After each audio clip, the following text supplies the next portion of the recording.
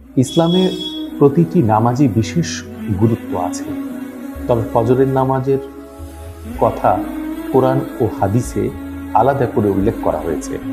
কেন জানেন? কারণ ফজরের নামাজে আছে রহস্য, আছে আল্লাহর বিশেষ অনুগ্রহ।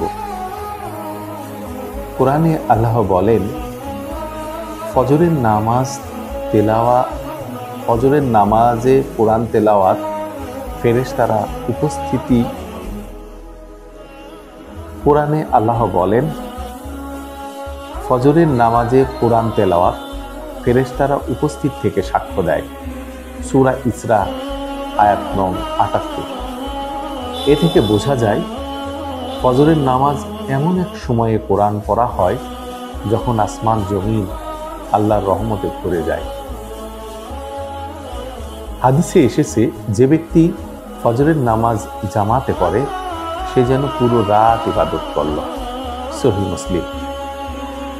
ফজরের নামাজ মানুষকে আলস্য থেকে দূরে রাখে। ভোরের ঠান্ডা হাওয়ায় সবাই যখন ঘুমে আচ্ছন্ন, তখন আল্লাহর বান্দারা দাঁড়িয়ে যায় নামাজে। এটাই তাকওয়ার বড় মান। আরেকটি রহস্য হলো, ফজরের নামাজের পরই শুরু হয় মানুষের কর্মব্যস্ততা। তাই নবী সাল্লাল্লাহু আলাইহি ওয়াসাল্লাম বলেছেন, হে আল্লাহ, আমার উম্মতের সকালকে তুমি বরকতময় করো। আবু দাউদ শরীফে বর্ণিত। মানে, যে ব্যক্তি ফজরের নামাজের পর কাজ শুরু করে তার রিজিকের দরজা আল্লাহ খুলে দেন। ফজরের নামাজে আরো একটি রহস্য আছে, এটা মানুষের সুরক্ষা দেয়।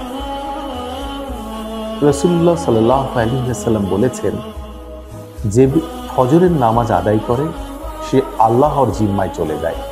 সহিহ মুসলিম। অর্থাৎ সারাদিন আল্লাহ তাকে নিরাপদ রাখবেন।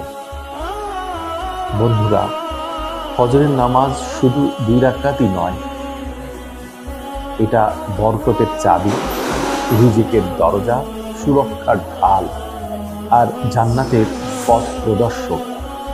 তাই আসুন আমরা কখনো ফজরের নামাজ মিস না করি।